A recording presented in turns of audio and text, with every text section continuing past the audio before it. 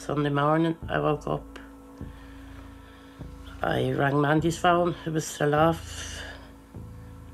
I rang his phone, it was off.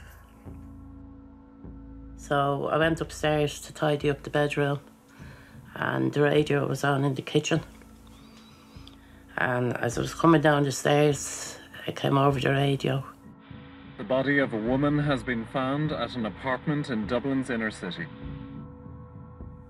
27-year-old girl down Portage, James Street, 32-year-old man arrested.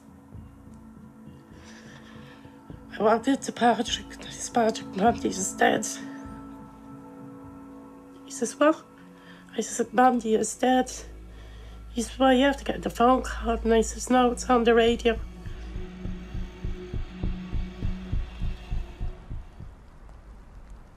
It should be May, basically. Mandy should have been burying me. If I could change things, I'd say to Stephen Kearney, you could have took my life and left my daughter alive, because I lived my life. And now I'm just existing from day to day.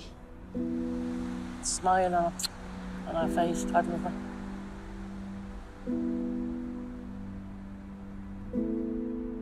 My mind is just constantly, it's Mandy.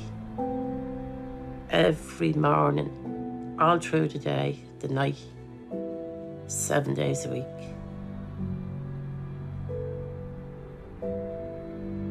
I miss that big smile on her face.